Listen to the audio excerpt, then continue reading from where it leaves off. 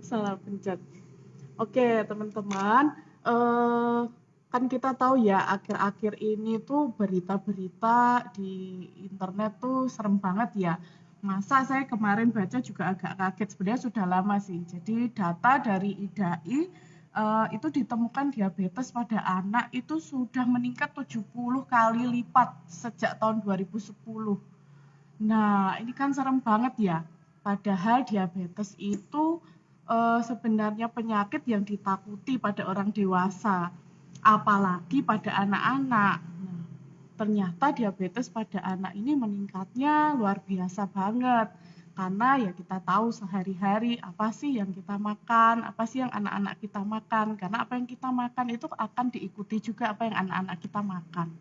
Padahal juga lagi viral-viralnya nih stunting di Indonesia. Nah, ini juga yang mendasari kenapa hari ini saya bikin live Instagram. Jadi fokus kita sekarang ke stunting. Padahal juga banyak sekali anak-anak yang justru malah obesitas gitu. Kadang penyelesaian stunting ini saya lihat justru membuat tidak tepat, jadi membuat anak-anak ini malah jadi obesitas. Misalnya nih, penyelesaian stunting pada posyandu yang kasih PMT-nya itu susunya susu yang ada rasa-rasa atau dikasih makanan yang manis-manis gitu. Nah, justru sebenarnya ini kurang tepat karena melihat ternyata anak-anak di Indonesia pun juga banyak yang sudah obesitas ya. Nah, hari ini juga saya akan ditemani oleh rekan saya, Dr. Aisyah, spesialis anak. Sebentar saya bacakan dulu ya. Dr. Aisyah ini berpraktek di Rumah Sakit UNS. Dia dokter anak, juga adik kelas saya, orangnya sabar banget sama pasien, jadi saya rekomendasi banget karena dia orangnya teliti, sabar gitu, apalagi sama kita ibu-ibu, emak-emak yang pengen memeriksakan anaknya. Nah, Dr. Aisyah Fikri Tama Aditya, spesialis anak, lulus sebagai dokter umum di UNS tahun 2016, lulus sebagai dokter spesialis anak juga di FK UNS tahun 2022. Sekarang sedang dipraktek di Rumah Sakit UNS. Nah, beliau ini juga pakar, juga termasuk dokter anak yang konsultan di bidang MPASI dan menyusui. Jadi bisa menjadi konselor laktasi juga nih teman-teman, ibu-ibu semua. Jadi nanti kalau misalnya ada ibu menyusui yang pengen konsultasi tuh bisa banget gitu. Sekarang saya panggilkan ya.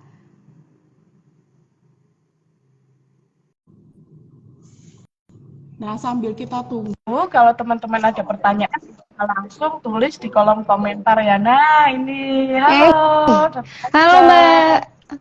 Dokter Medika apa ya, Mbak Medika ya manggilnya? Dokter aja deh ya. Kita lagi di karena forum. lagi resmi ya. Biasanya Ya. saya panggil langsung nama, dia panggil Mbak. Sekarang kita panggil Dok nih, karena lagi resmi Karena lagi resmi pernikahannya. ya. Oke. Teman-teman, ini Dokter Aisyah tadi dikejar pasien ya. Iya. Nggak tuh ada Maaf, tadi. maaf. Nggak Maaf apa-apa, jadi nggak mundur apa-apa. ya Mbak ya. Dok. Nggak Maaf apa-apa, jadi mundur jadi 1 jam. malah banyak nih yang bisa ikutan kalau jam segini. Oh Oke. iya. Hari ini kita mau bahas tentang obesitas pada anak ya. Anak yang gemuk itu sehat nggak ya? Gimana nih dok? Mm-mm. Apakah ada yang mau disampaikan dulu? Oke, ini kemarin Silahkan. kita terima kasih ya Dokter Medika untuk perkenalannya. Salam kenal buat Mam Edet semuanya dan juga pemirsa dari manapun berada. Sebenarnya kemarin Dokter Medika tertarik bahas ini karena itu ya berangkat dari angka diabetes mellitus pada anak yang meningkat ya dok ya, 70 kali lipat. Nah ini sebetulnya kenapa sih kok bisa tahu-tahu 70 kali lipat nih di tahun 2023 sedangkan sebelumnya jumlahnya tidak sesignifikan itu. Nah ini sebenarnya juga karena akibat dari pandemi nih dok. Jadi kita pandemi dari 2020 ya sekitar 2 tahun 3 tahun ini tentunya kita lockdown di rumah, kecuali yang dokter-dokter ya, yang dokter-dokter masih mana-mana. Nah, dengan adanya pandemi ini kan kita jadi sedentary life, sedentary behavior, di mana banyak kalau mager-mager di rumah, kaum mageran ya gitu ya. Kalau anak-anak mungkin lebih banyak main komputer, nonton gadget, atau apa ya, Pokoknya aktivitas fisiknya menurun tentunya, dan tentunya karena nggak ada kegiatan lagi yang di rumah, akhirnya apa? Camilan masuk, makanan masuk, nonton TV sambil ngemil apapun, tahu-tahu satu lodong snack-snack habis pindah ke perut kayak gitu kan. Itu jadi salah satu faktor resiko yang menyebabkan diabetes mellitus pada anak tuh meningkat gitu. Nah, tentunya supaya anak itu bisa hidup sehat gitu kan, nggak bisa dong orang tua bilang adek jangan banyak makan, adek harus olahraga.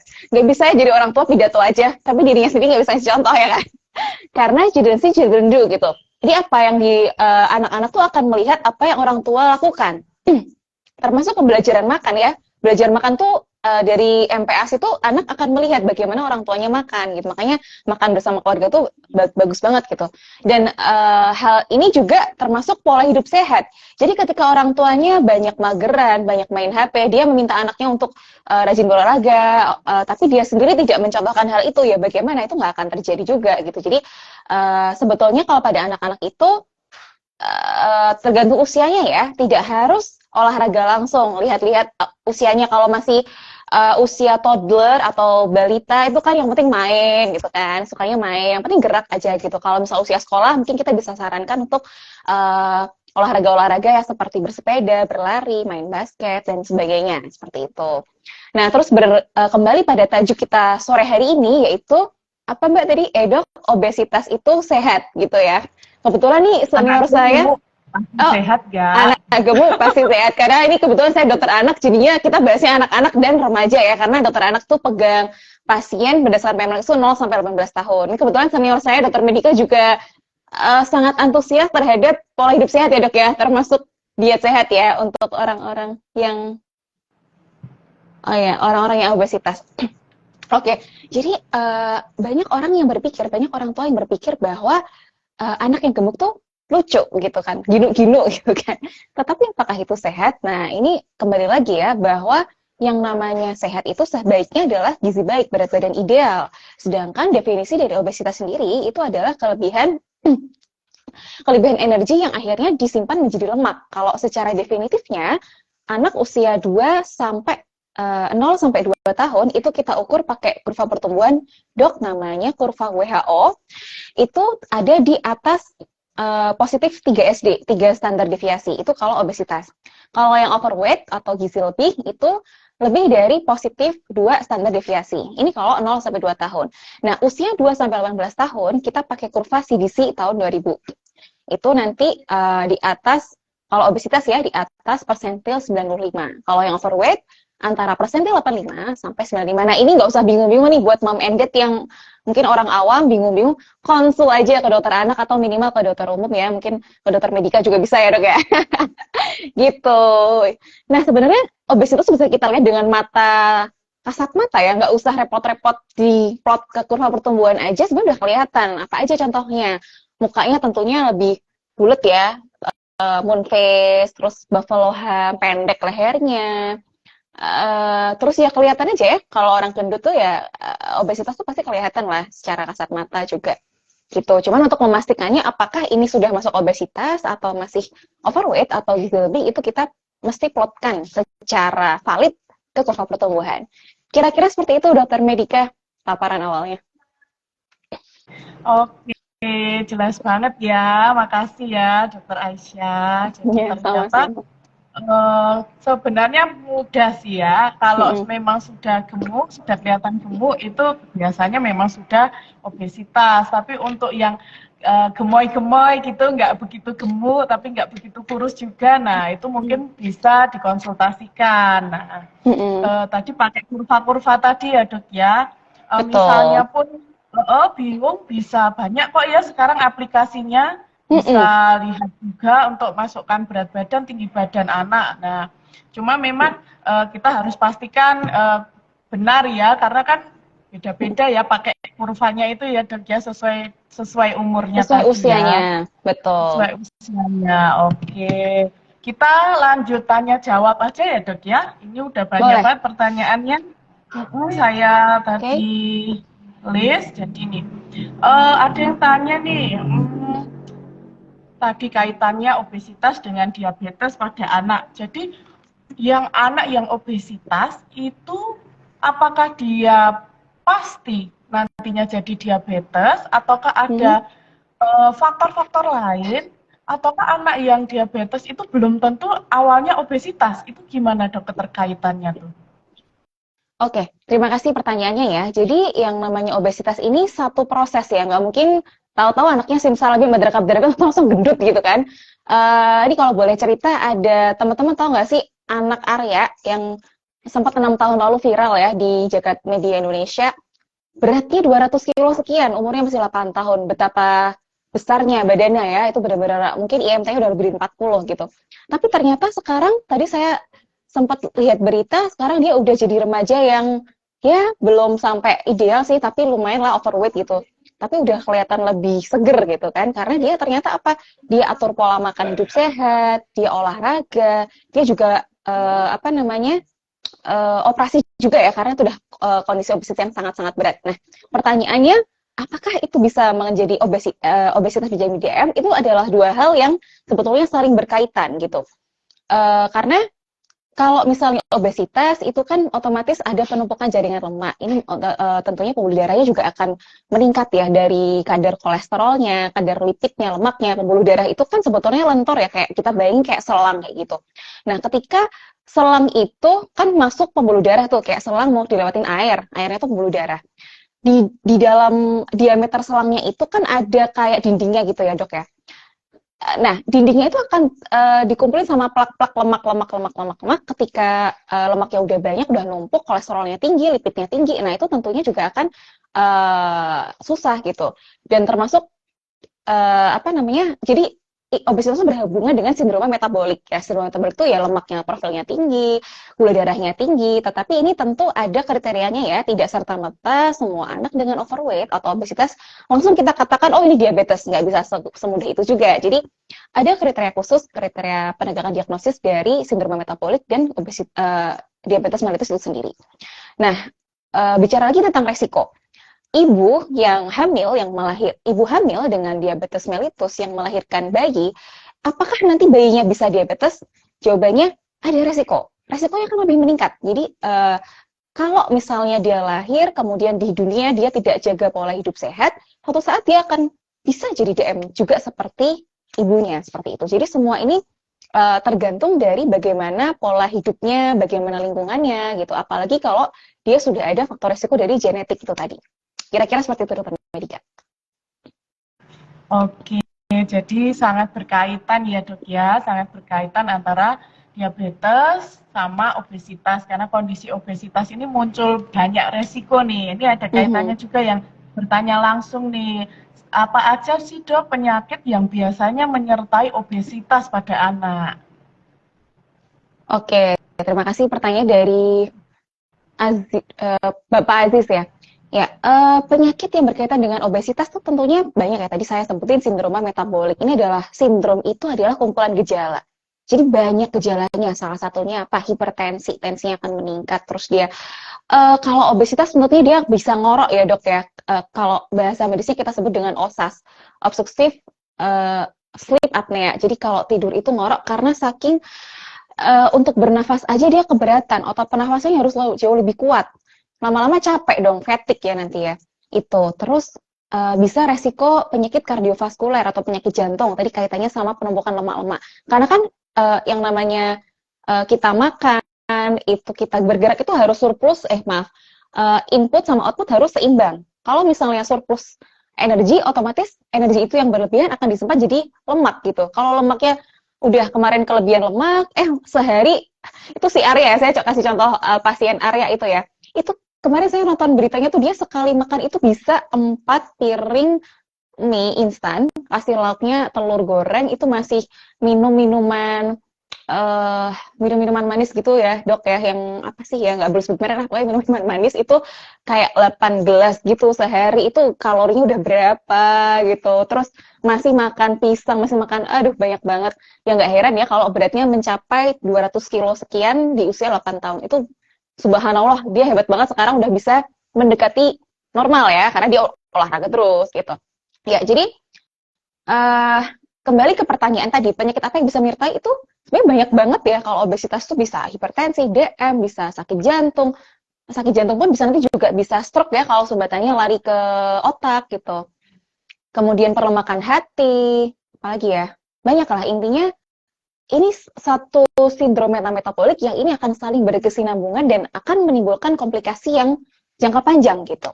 Itu tentunya kalau jangka pendeknya juga siapa sih yang anak orang tua yang pengen anaknya jadi obesitas, nanti resiko dibully juga kan dok ya, sekarang lagi marak nih bully-bulian gitu kan, wah kamu gendut ya gitu-gitu, sedih loh itu nanti akan ada masalah lagi yang timbul, depresi lah, nggak mau sekolah lah, dan segala macam. Ini akan jadi buah si malakama ya, banyak banget efek yang ditimbulkannya gitu.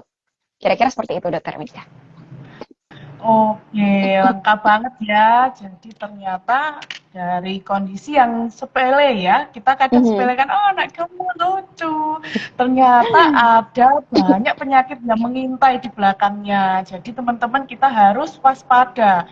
Walaupun masih anak-anak pun justru malah menjadi starting point ya dok ya, nanti ke depannya bisa menimbulkan banyak penyakit. Nah, pertanyaan selanjutnya nih, anak obesitas itu kan biasanya kelihatan gede-gede, maksudnya lebih tinggi juga sama anak yang seumurannya yang tidak obesitas, jadi kelihatannya dia tinggi. Nah, tapi itu saya pernah dengar itu hanya bersifat sementara, maksudnya gimana tuh dok? Oke, jadi obesitas itu ada yang idiopatik, ada yang endogen. Yang idiopatik itu lebih dipengaruhi sama faktor lingkungan, faktor kebiasaan pola hidup, yang tadi sedentary lifestyle, ya kan? Mungkin dia awalnya dia tidak berangkat dari keluarga, mungkin bapak ibunya normal-normal aja ya. Tapi karena dia pola hidupnya nggak sehat, makannya nggak karuan ya, nggak diatur ya, maksudnya dia melebihi kebutuhan kalori dalam sehari. Misalnya dalam sehari dia satu anak itu cuma 1.500 kilokalori misalnya, dia makannya 2 kali lipat, 3 kali lipat kayak gitu ya, otomatis kan akan menumpuk ya, energinya jadi lemak. Nah, itu yang namanya obesitas, apa tadi, obesitas idiopatik ya, karena faktor lingkungan. Kalau obesitas endogen itu ada satu penyakit tertentu yang mendasarinya, dan itu genetik juga. Nah, kalau obesitas idiopatik ini memang tinggi badannya akan lebih daripada rata-rata di usianya, yaitu lebih dari persentil 50 gitu. Kalau yang endogen sih sama aja, dan usia tulangnya kalau yang ini sama seperti yang lainnya, tapi kalau yang obesitas satunya yang endogen tadi akan delay kayak gitu. Memang ada dua jenis obesitas dokter gitu, jadi tergantung apa penyebabnya gitu. Jawab ya. Jadi memang bisa lebih tinggi, Lebih tapi tinggi. sebenarnya sementara aja ya itu dok. Sementara aja. Oke. Nah, kalau anak obesitas itu bisa juga malnutrisi nggak sih dok? Maksudnya mereka tuh juga butuh vitamin atau gimana? Oke. Tadi kata-kata malnutrisi tadi saya ambil lagi ya. Jadi yang namanya Indonesia tuh sebenarnya masih triple obesitas tuh sebagai salah satu triple burden malnutrition. Jadi malnutrisi itu nggak hanya, jangan dipikir malnutrisi itu cuman gizi kurang aja, gizi buruk aja gitu. Obesitas juga termasuk malnutrisi gitu. Jadi mal itu adalah salah, nutrisi adalah ya nutrisi gitu ya. Jadi obesitas salah satu malnutrisi. Tadi pertanyaannya gimana dok? Maaf, pertanyaannya tadi. Berarti anak obesitas tuh bisa jadi ternyata dia malnutrisi juga ya dok. Kan saya pernah dengar tuh ada anak yang stunting tapi gemuk, tapi dia stunting. Berarti dia malnutrisi gitu ya dok. Misalnya si anak ini ternyata malnutrisi, berarti tetap butuh dikasih multivitamin atau gimana? Takutnya kan nanti tambah gemuk atau... Oke. Ya, ini sebenarnya sering ya kalau kita dipraktekkan gitu, tanyain dok, saya mau vitamin buat anak saya yang buat nambah nafsu makan nih dok. Ini rata-rata orang tua yang anak-anaknya kurus-kurus nih, yang stunting-stunting. Nah, sebetulnya nggak ada jalan pintas ya di dunia ini gitu. Sebetulnya pemberian vitamin itu ya, sirup vitamin itu ya vitamin gitu, vitamin A, D, E, K, vitamin C, D, segala macam lah ya. Kalau ditanya bagus nggak dok, itu bagus gitu, itu adalah suplementasi. Tetapi ingat lagi bahwa utamanya aturan pemberian makan tuh harus dilakukan dulu nih, 3 kali makan utama dan 2 kali makanan selingan. Kalau misalnya anak itu, ini kita bicara stunting dan gizi kurang ya, kalau misalnya anak itu ternyata kebutuhan kalorinya tidak tercukupi gitu, misalnya susah nih makan daging, susah nih makan sayur, buah, dan sumber-sumber mineral lainnya, itu nggak apa-apa, kita bisa kasih suplementasi vitamin. Di situ letaknya dia akan menambah yang kurang-kurang tadi, yang dia nggak dapat dari raw food, dia nggak dapat dari makanan utama, maka bisa tertolong dari asupan vitamin seperti itu. Tapi kalau obesitas, ya ini tadi ya, obesitas itu kan sebetulnya yang dimakan juga bukan yang sehat ya dok ya. Kembali lagi ke kebutuhan kita. Kok isi piringku, di zaman dulu kita waktu SD taunya 4 sehat 5 sempurna ya, sekarang udah nggak pakai itu lagi, sekarang namanya isi piringku. Jadi ada karbohidratnya 50-60%, ada proteinnya 15-20%, ada lemaknya, terutama lemak hewani ya, 30% kayak gitu. Dan sisanya adalah air putih, sayur dan buah gitu. Tetapi sayur dan buah hanya sebagai pelengkap. Kalau misal anak obesitas, biasanya yang dimakan itu cenderung lebih banyak gulanya, manis-manisnya. Which is itu adalah karbohidrat gitu. Nah, kira-kira dapat nggak itu vitamin mineralnya dari apa yang dia makan? Kayaknya sih nggak dapat ya. Jadi di sini pemberian vitamin bisa bermanfaat gitu. Tetapi kembali lagi ke hidup sehat ini ya. Ini sumber masalahnya juga nggak akan hilang kalau cuma dikasih vitamin gitu. Karena yang harus diubah adalah pola hidupnya gitu. Aturan pemberian makan juga. Ya, Gitu dokter. berarti hati-hati nih mom and dad, teman-teman semua. Jadi anak yang obesitas belum tentu tuh semua zat gizinya sebenarnya terpenuhi. Karena justru yang bikin obesitas itu gula dan lemak-lemak yang tidak sehat ya dok ya. Jadi kadang kita lihatnya makan permen gitu. Sebenarnya barangnya kecil tapi ternyata kalorinya besar dan bikin anak jadi obesitas gitu. Kadang kita nggak lupanya di situ. Ya, Oh ini ada betul satu banget. pertanyaan. Udah makan banyak dan makannya beragam, tapi kok nggak nambah-nambah ya dok BB-nya? Oh ya. Oke, terima kasih pertanyaan dari Mom Prihatin ya. Udah makan banyak dan makannya beragam. Pertanyaan saya, makannya apa Mam? Gitu. Jangan-jangan makannya nasi, lauk, kerupuk. Kira-kira kerupuk bergizi nggak sih dok? Kan isinya angin ya kalau kerupuk gitu. Terus atau makan nasi aja, isinya banyak, kasih sayur aja, nggak dikasih lauk sama sekali, nggak ada proteinnya, nggak ada sumber lemak hewaninya. Ya sama aja gitu. Jadi dan definisi pertambahan berat badan ini sangat relatif ya gitu. Jadi sama-sama gini, misalnya ada seorang ibu yang konsul sama saya misalnya, dok, anak saya tuh beratnya nambah loh dok, nambah terus kok tiap bulan. Pertanyaan saya, nambahnya sesuai targetnya nggak? Kalau nambahnya, ini kan ada dokter, kalau buat mom and dad yang nggak familiar sama kurva pertumbuhan, oke, boleh cek buku KIA-nya nih atau KMS-nya nih, kartu menuju sehat ya. Itu kan ada ya, semua ibu hamil pasti dikasih. Buka coba KMS-nya sesuai cowok ceweknya. Itu ada kurvanya tuh yang naik nih, seret. Nah, kan kalau ikut posyandu akan selalu diukur ya. Nah, kalau misalnya naik aja, naik doang, tetapi tidak mengikuti pola pertumbuhan yang naik ini. Jadi habis satu naik, titik kedua dia cuma mendatar gini, titik ketiga mendatar lagi. Atau mendatarnya nggak ngikutin garisnya, pokoknya agak meleok gitu. Nah itu sebetulnya juga nggak baik gitu, tidak sekedar hanya naik saja gitu, jadi naiknya harus ngikutin target pertumbuhannya. Sebagai contoh misalnya bayi baru lahir gitu kan, dalam 1 bulan berikutnya naiknya harusnya minimal 750 sampai 1 kilo gitu. Kalau naiknya cuma 300 gram, bangga nggak? Tentunya harusnya was-was ya, ini kenapa nih anakku kok nggak naik ya berat badannya, naik tapi kok cuma dikit ya gitu, oh jangan-jangan asinya kurang nih, bla bla bla gitu.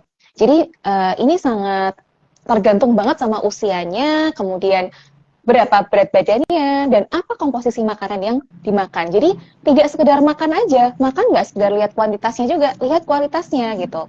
Udah benar belum yang dimakan? Udah sesuai isi piringku belum? Gitu. Semoga terjawab ya. Oke, iya kalau saya nih sambil sharing pengalaman, biasanya itu kalau ibu-ibu itu banyak makan tapi makannya camilan, padahal justru gizi itu di makanan utama dok. Nah jadi anaknya makannya macam, makannya banyak, apa-apa dimakan, tapi dia nggak makan nasi yang 3 kali sehari itu. Nah itu juga bisa mengganggu pertumbuhan gitu. Karena betul banget. Susunya banyak, tapi makannya cuma sekali atau 2 kali gitu. Itu juga tidak baik ya dok ya. Tentunya, iya. Dokter Medika kayak juga sering ini ya nge-share banyak ngemil gitu kan. Jangan mengira ini kalau ngomongin dewasa dokter Medika yang ngomong ya, tapi saya sedikit-sedikit ya. Harusnya saya ngomongin anak. Cuman kadang-kadang orang tuh ngerasanya, wah aku nggak pernah makan nasi, tapi aku tuh ngemil terus gitu. Ternyata nggak turun juga. Jadi itu bukan satu metode diet yang tepat ya dok ya tentunya. Ini kalau kembali ke ngomongin anak-anak, tadi dokter sempat singgung ya, kalau misal camilannya banyak, makannya cuma sekali sehari, itu jangan bangga ya, mom and dad. Dan itu bukan satu jalan pintas. biasanya gini ya dok, anak aturan biar makan 3 kali makan utama dan 2 kali makan selingan.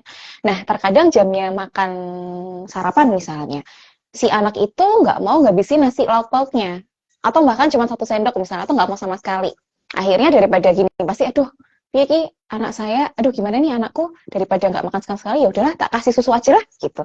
Padahal itu jam makan utama, kasih susu akhirnya. Ya udah anaknya mau lah gitu. Terus berikutnya jam snack, jam 10 misalnya. Waktunya snack. Snack itu kan bisa snack, bisa susu ya dok ya. Terserah mau kasih apa. Kasih susu lagi gitu. Lumayan kenyang ya harusnya. Jam makan siang udah kenyang dia. Nggak mau makan lah lama-lama gitu.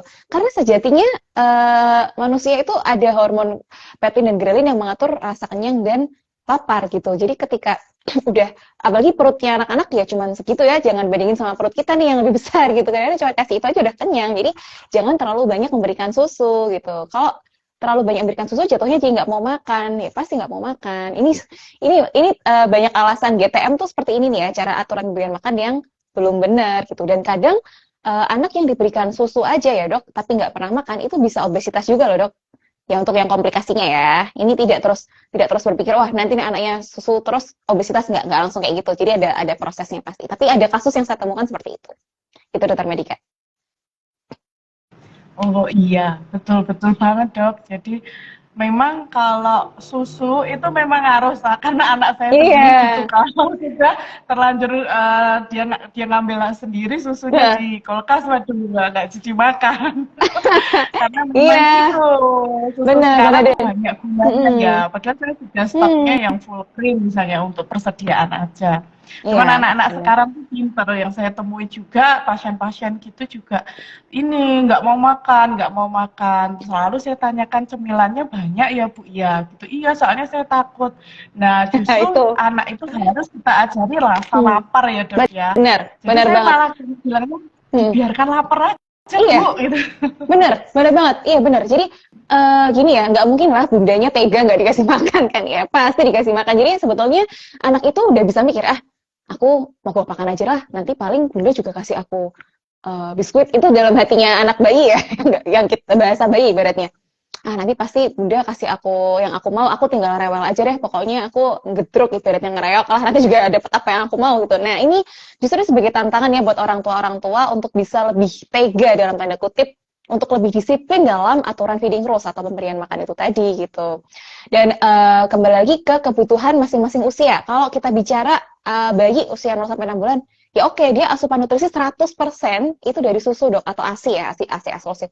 Tapi kalau anaknya udah di atas 2 tahun, sejatinya dia udah susu tuh cuman sebagai pelengkap aja dok, bahkan nggak boleh lebih dari 480 sampai 720 mili. Kalau lebih dari itu, jatuhnya jadi nggak mau makan nasi lagi nanti gitu.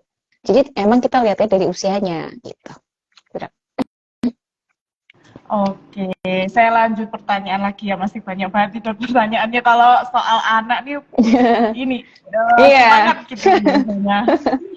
Eh, Kalau MPASI pada anak yang obesitas tuh bagaimana? Soalnya saya juga menemukan ibu-ibu yang takut memberikan makan Hmm. pada anaknya karena anaknya tuh masih ASI tapi obesitas. Nah, Hmm. saya juga beberapa kali menemukan sih, apalagi yang pakai DOT. Biasanya memang overfeeding ya dok ya. Hmm. Jadinya dia obesitas. Nah, anak ini sudah mulai 6 bulan mau Mhm. MPASI. Nah, ibunya takutnya kalau dikasih makan tambah gemuk lagi gitu. Gimana tuh Hmm. dok? Oke, makasih pertanyaan dokter Medika. Berarti ini kasusnya susu formula ya, bukan ASI ya anaknya ya, 6 bulan ini. ASI, Tadi, ASI. oh ASI ya, oke. Katanya ASI Sebetulnya kalau eksklusif ya. Oke, sebetulnya kalau anak bayi ya 6 bulan ya. Bayi yang diberikan ASI eksklusif dibandingkan bayi yang diberikan susu formula itu tentunya resiko untuk menjadi obesitas tuh lebih rendah sih ya. Kalau mungkinkah jadi obesitas? Mungkin jawabannya, tetapi jauh lebih sehat bayi yang diberikan ASI karena memang kandungan ASI itu ada lemaknya, tapi kan dia jauh lebih sehat dan dia tidak resiko menjadi alergi. Nah, terus gimana persiapan MPASI-nya gitu? Ya, MPASI tetap seperti MPASI pada umumnya, komposisinya tetap harus ada karbohidrat 50-60%, ada protein hewani 15-20%, lemaknya 30%. Jadi nanti toh biasanya kalau bayi dengan ASI 6 bulan tuh masih ginuk-ginuk gitu ya. Sebenarnya lebih ke sebenarnya kinuk-kinuknya tuh belum tentu obesitas ya dok ya, mungkin hanya overweight atau bahkan gizi baik, tetapi saking gemesinya jadi kinuk-kinuk, tapi belum tentu itu obesitas. Jadi kita nggak bisa ngomong obesitas terlalu cepat kalau kita belum plot langsung ke kurva pertumbuhan. Nah, biasanya nanti MPASI itu kita akan, ini tantangan ya dok ya, MPASI. Nah, makanya dulu guru saya pernah bilang, MPASI pertama kalinya itu menjadi satu tantangan penentu dia akan GTM atau enggak.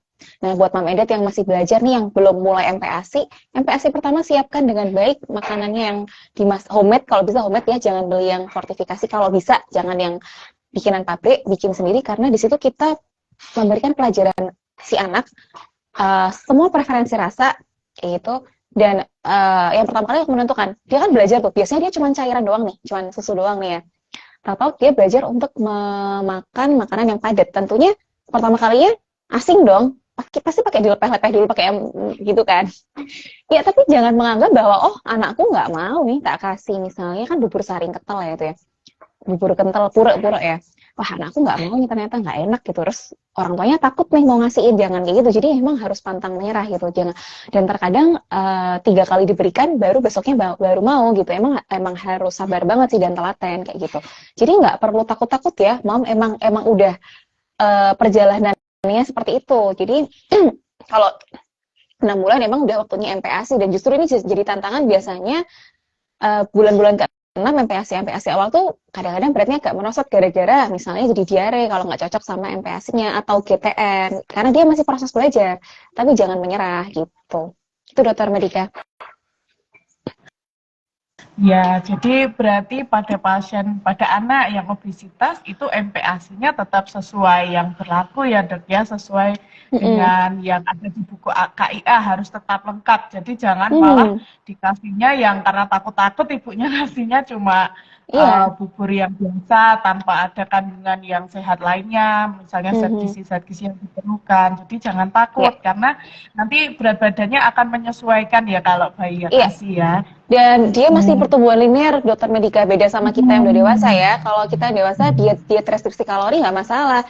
Untuk anak-anak kan masih tumbuh gitu. Kalau misalnya dikurang-kurangin lemaknya, proteinnya nanti nggak bisa membentuk otak gitu ya. Karena kan sel-sel neuron buat nyambungin neuronnya itu butuh lemak juga, butuh asam lemak gitu dokter. Oke, jadi harus tetap lengkap nih. Walaupun anaknya obesitas, MPASI-nya harus tetap lengkap ya.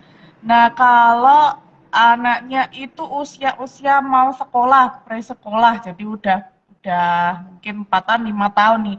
Apakah boleh diet atau boleh berolahraga, dok? Oke, terima kasih pertanyaannya.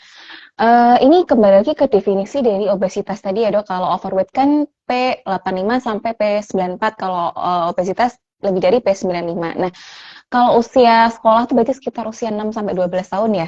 Nah, itu kita ada targetnya dok. Nggak boleh ya anak-anak untuk langsung kita harus turun. Nggak bisa kayak gitu. Jadi targetnya adalah tidak tambah berat badannya, atau minimal turunnya tuh hanya setengah kilo gitu dalam waktu 1 bulan kalau nggak salah ya. Dan ditambah kita konseling untuk pencegahan atau konseling pola hidup sehat dan menambah aktivitas fisiknya.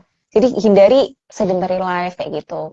Jadi kalau ditanya boleh nggak olahraga, ya emang itu yang direkomendasikan gitu. Jadi terapi dari obesitas pada anak itu tadi, 1, atur pola makan, yang kedua aktivitas fisik, yang ketiga behavioral terapi atau terapi perilaku. Jadi bagaimana anak itu kita ajarkan untuk mengatur nafsu makannya, pola makannya.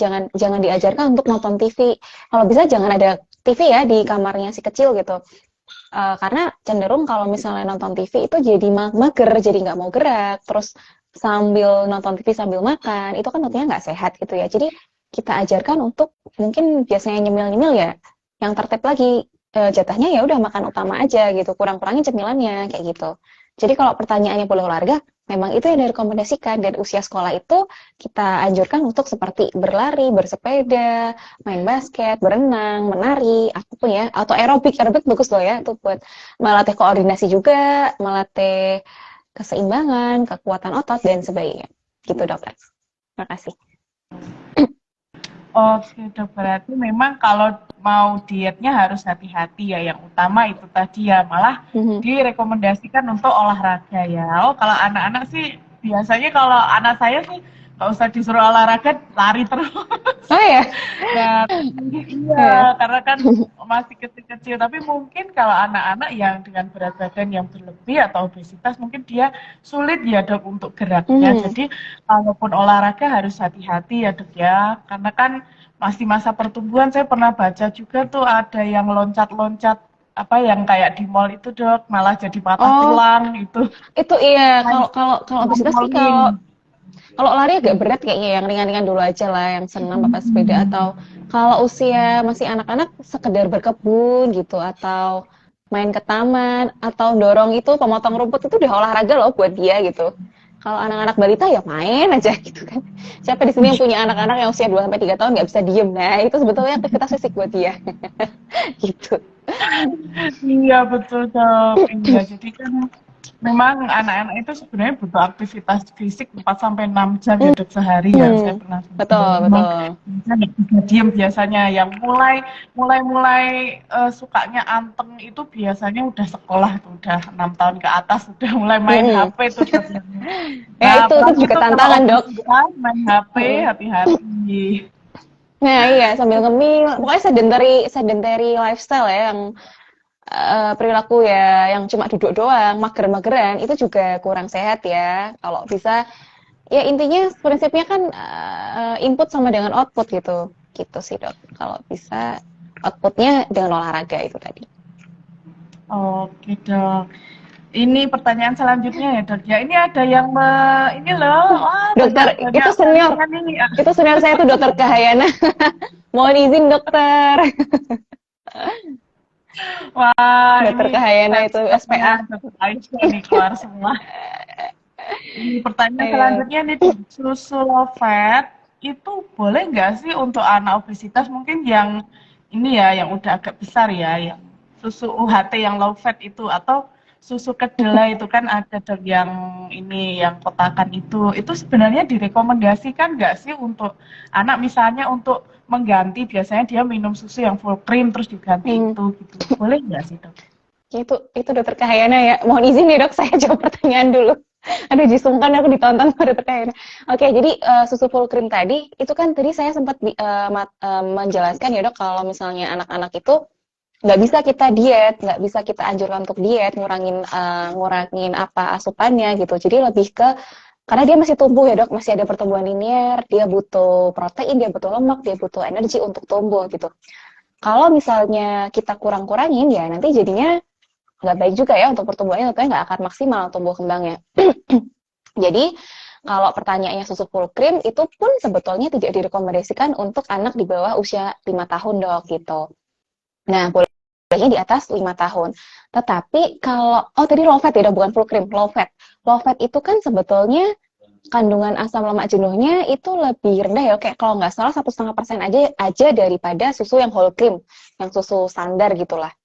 Nah, sedangkan untuk pembentukan otak itu membutuhkan sel-sel neuronnya biar nyambung-nyambung butuh asam lemak dong gitu kan, butuh asam lemak, butuh protein. Nah, kalau proteinnya dikurangin ya kalau lemaknya low fat, tentunya dia juga akan mengganggu tumbuh kembangnya gitu. Jadi ini tidak direkomendasikan. Itu bukan anjuran yang baik untuk anak obesitas di bawah 5 tahun gitu. Jadi lebih ke ngurangin cemilan, aktivitas fisik seperti itu. Tetapi kalau misalnya udah di atas 5 tahun ya nggak apa-apa sih, tapi jangan diubah ya mindsetnya. Oke, orang tuanya ngasih susu rendah lemak, tapi tetap ngasih gorengan, tetap ngasih donat, tetap ngasih martabak 8 rasa. Sama aja dong gitu kan. Ini sama aja kapan dia aku kurusnya, tapi dia sambil ngemil gorengan gitu. Kapan dia kurus kalau gitu ya. Jadi jangan mungkin lebih baik diubah di pola makan ya daripada harus minum susu yang rendah lemak gitu. Terus kalau susu kedelai tadi, bentar. Aduh, keselak. Ini kalau susu Minum kedelai, dulu dok, minum dulu. ini kebetulan saya puasa sih dok ya, apa hari udah adzan ya. Oke. Oke, susu kedelai itu sebetulnya direkomendasikan untuk kasus anak dengan alergi susu sapi atau anak yang intoleransi laktosa dok. Itu cenderung jauh lebih aman gitu daripada susu sapi pada umumnya yang standar. Tetapi ada kekurangannya. Jadi dia ada kandungan fitat. Fitat ini dalam susu kedelai dia mengganggu atau mengurangi penyerapan kalsium. Padahal kita tahu kalsium fungsinya untuk penguatan tulang, pertumbuhan tulang gitu ya. Jadi memang itu kekurangannya dari susu kedelai itu sendiri. Jadi memang susu kedelai ini biasanya direkomendasikan untuk kasus yang alergi susu sapi dan intoleransi laktosa. Itu pun alergi susu sapi, kita biasanya kalau dokter anak nih, kita ada parameternya dulu nih, kita ada diet eliminasi, diet provokasi, dan biasanya kita lebih sarankan untuk minum susu yang PHF atau protein terhidrolisa ekstensif. Kalau misalnya reaksinya nggak terlalu berat ya, yang parsial protein terhidrolisa. Nah, kalau misalnya itu kan mahal ya dok harganya, satu kalengnya bisa 250, 350, ini kan lumayan tekor juga orang tuanya. Nah, ini kalau misalnya ada kendala ekonomi, biasanya kita sarankan untuk susu soya. Tetapi tetap ada reaksi silang biasanya. Jadi, setiap susu tuh punya marketnya masing-masing sih dok, punya indikasinya masing-masing gitu. Gitu dokter. Tapi memang susu kedelai itu lebih rendah lemak sih. Kalau saya ditanya rendah lemak, iya rendah lemak. Tetapi kalau kekurangannya itu tadi gitu. Jadi tergantung kasusnya gitu dok. Terima kasih. Oke, berarti memang sebaiknya dikonsultasikan dulu ya dok ya, sebelum memberikan ke anak, jadi biar tidak salah gitu. Nah, waktu saya kemarin ada kejadian lucu, waktu saya kemarin kirim-kirim leaflet tuh langsung ditanya sama kadernya, loh dok, berarti harus diperiksa gula ya buat anak ya nanti waktu posyandu ya gitu. Langsung tanya gitu. Terus saya, jangan Bu, tunggu dulu, ini nanti konsultasi dulu, jangan langsung dicoblos anaknya nanti takut posyandu. Nah, itu gimana tuh dok? Maksudnya misalnya nih udah jelas nih obesitas, orang tuanya juga ada keturunan obesitas atau ada keturunan sakit gula, ibunya misalnya takut. Nah, itu apakah pemeriksaan gulanya itu sama seperti orang dewasa ataukah berbeda dok? Oke dok, kalau bayi-bayi posyandu kayaknya nggak perlu ya dicuplos-cuplos juga gitu. Oke, kita cukup screening berat badan, tinggi badan, lingkar kepala kalau di bawah 2 tahun, lingkar lengan juga boleh gitu kan, untuk kita screening stunting juga, karena sekarang stunting tuh lebih banyak digalakkan di fase 1 ya dok ya, terutama di garda-garda terdepan nih, di teman-teman dokter-dokter puskesmas dan kader-kader gitu. Kalau screening gula kayaknya belum perlu kecuali ada simptomatik ya, misalnya dia lemes-lemes, kejang kayak gitu kan, memang kita harus screening, kita harus cek gula darahnya gitu. Kalau pertanyaannya untuk apa dok tadi, apakah kriterianya sama gitu ya? Sama sih dok, Ya. kalau misalnya untuk prediabetes itu GDS-nya lebih dari sama dengan 100 mg per desiliter, kalau yang gula darah puasa lebih dari 126 mg per desiliter, kalau yang GDS itu 200 mg per desiliter. Tetapi ini tetap ada kriteria ulang ya, maksudnya nggak cuma itu aja, tapi kita cek lagi yang lain gitu, marker yang lain, dan kita mesti anamnesis lengkap, mesti kita wawancara lengkap, kita gali lagi nih bagaimana pemberian makannya sehari-hari, bagaimana faktor resiko dari keluarganya gitu, dan bagaimana antropometrisnya alias status gizinya berdasarkan kurva pertumbuhannya gitu. Jadi ini adalah satu hal yang kompleks gitu, nggak bisa langsung, oh berarti kalau gitu semuanya di screening gula darah ya, wah itu berarti belum paham nih sama apa yang kita jelaskan nih gitu. Oh, Gitu dok. berarti sebenarnya walaupun kita harus waspada, tapi untuk mendiagnosis atau menetapkan anak ini kena diabetes atau enggak, tetap harus diperiksakan dulu ya. Jadi diperiksakan secara keseluruhan, bukan hanya berdasarkan gula saja. Kalau gejalanya gimana sih dok? Kaitannya sama diabetes atau penyakit pada anak ya? Oke. Ada namanya trias diabetes ya, ada polifagi, poliuri, sama polidipsi, yaitu makan terus, lapar terus, haus terus, sama kalau anaknya udah nggak ngompol, biasanya kan udah nggak ngompol tuh di usia di atas 5 tahun kali ya, sekitar itu udah toilet training lah. Nah tahu-tahu dia ngompol, dia udah nggak pernah ngompol, tahu-tahu ngompol gitu, terus berat badannya menurun nih drastis. Ini bedakan sama orang yang emang diet ya, jadi orang diabetes tuh, ini dewasa juga sama ya dok ya, berat badannya akan turun gitu, lebih kurus gitu. Jadi itu ciri-cirinya, ada trias diabetes tadi yang banyak sering lapar, sering haus, sering pipis, sama tadi seriusnya kayak ngompol gitu, tahu-tahu sama berat badannya menurun. Nah terus pernah suatu kali dia lemes banget gitu, atau ya itu udah apalagi orang tuanya misalnya atau neneknya atau pokoknya keluarganya ada yang punya faktor risiko diabetes, ya itu emang kita harus screening ya. Kalau kayak gitu sifatnya emang kita harus screening gula darah nih gitu. Tapi bukan berarti terus bayi-bayi di posyandu di-check gitu ya, juga ya dok ya, kayak satu tuh buang-buang energi, yang kedua buang-buang biaya, yang ketiga kasihan juga dok, itu kan diceplos berdarah juga ya gitu. Itu dokter. Iya nanti kapok. Nggak mau ke posyandu lagi nih, anakku disakitin gitu. Ya. Oke, berarti memang gejalanya diabetes pada Hmm, anak atau gula pada anak itu sama ya sama dewasa ya dok ya. kurang Jadi lebih sama. anaknya tahu-tahu maunya makan terus, maunya minum terus, tapi pipis terus gitu ya dok Hmm, ya. betul, Eh, betul. Tadi itu saya juga sempat baca nih diabetesnya itu kalau yang pada anak memang yang tipe 1 ya yang mengalami Ya, kenaikan ya dok ya. ya, Kalau gejalanya pada anak diabetes tipe 1 sama tipe 2 sebenarnya sama ya dok ya? sama dok. Cuman kalau Mhm. tipe 1 itu kan karena autoimun ya dok. Autoimun tuh adalah Mhm. otomatis imun tuh sel imunitas kita. Jadi kita punya tentara dalam tubuh ya, ibaratnya kayak gitu. Tetapi karena autofagi tadi, karena dianggapnya itu musuh gitu, diserang gitu. Jadi ada namanya organ kita namanya pankreas yang tugasnya memproduksi insulin, itu malah diserang sama autoimun tadi. Akhirnya dia rusak, jadi dia nggak bisa memproduksi insulin. Makanya anak-anak diabetes tipe 1, kalau anak-anak hampir mayoritas DM-nya tipe 1. Jadi dia nggak bisa memproduksi insulin, akhirnya harus Hmm. suntik insulin seumur hidupnya, kayak gitu. Nah, yang 70 kali lipat itu secara keseluruhan dok, DM pada anak secara keseluruhan, tetapi bukan tidak mungkin anak-anak itu juga mengalami diabetes yang tipe 2 karena pola hidup yang tidak sehat tadi gitu. Ini kayaknya ada sejauh saya iseng nanya nih, Dokter Hendra.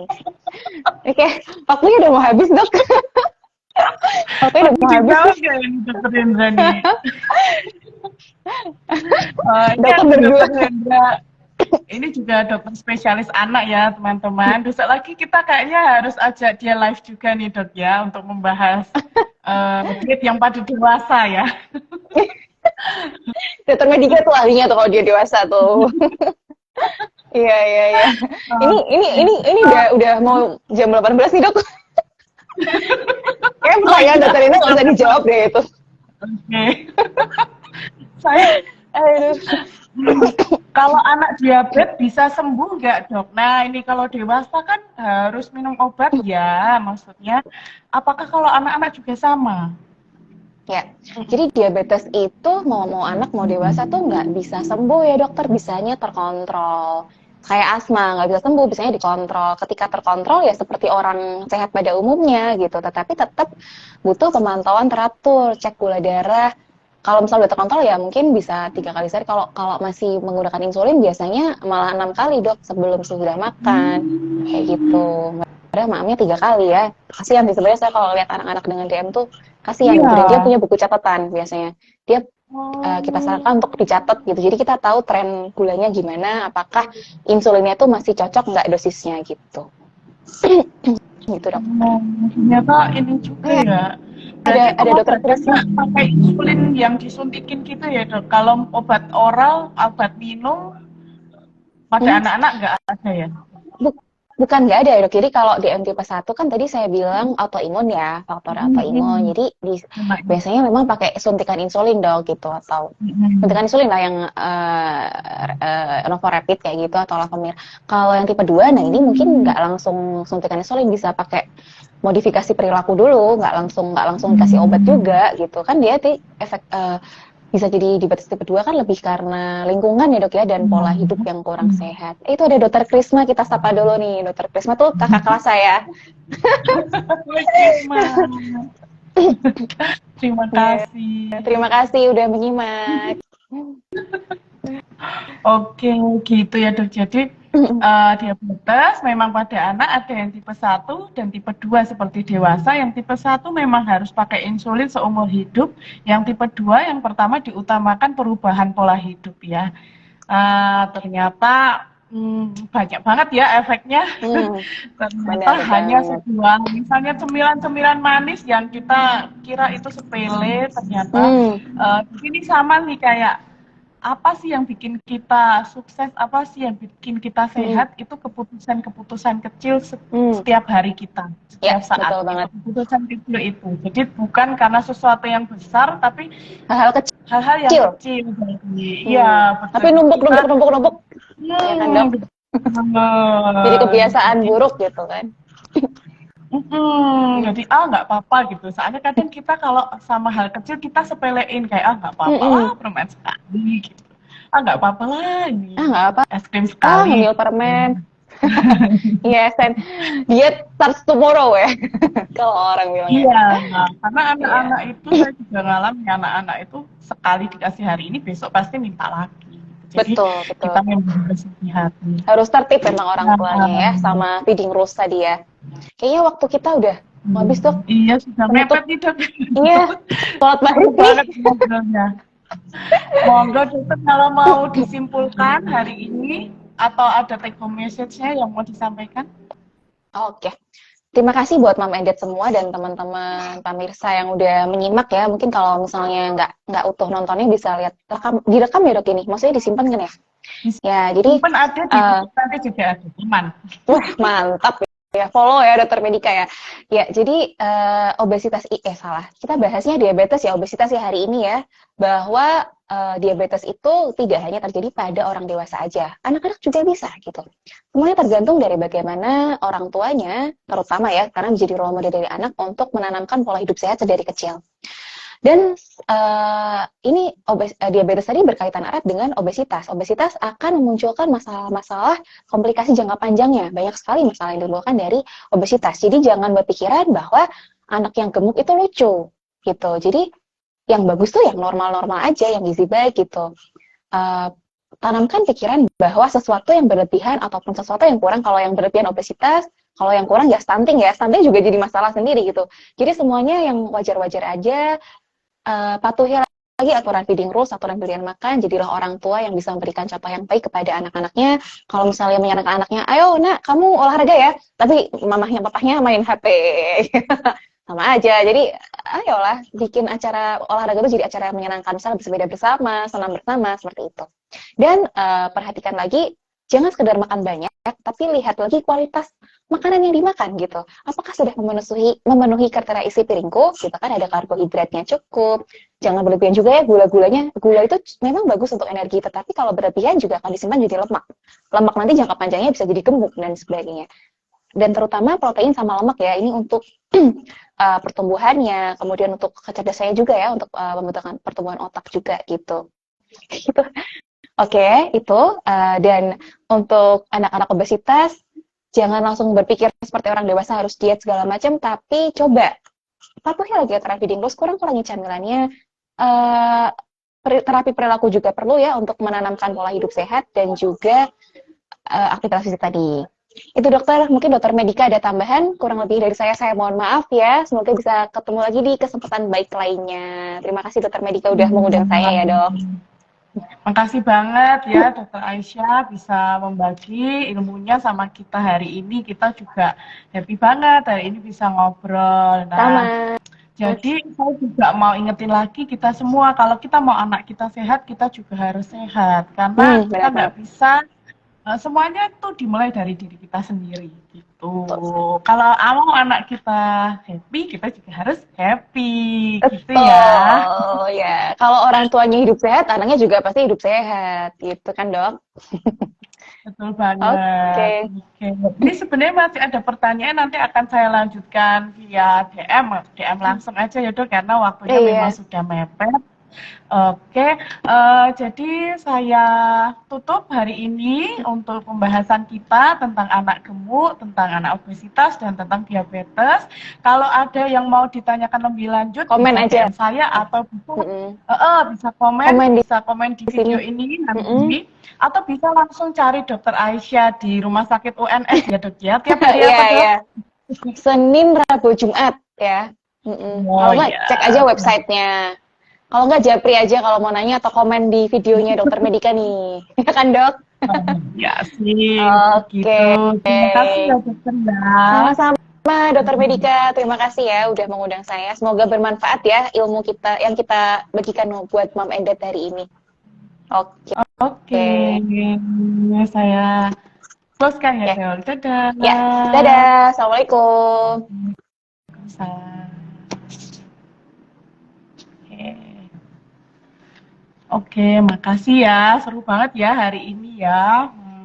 Nah, untuk anak-anak yang usianya 7 tahun ke atas nih, bisa banget nih konsultasi sama saya, nanti bisa by DM.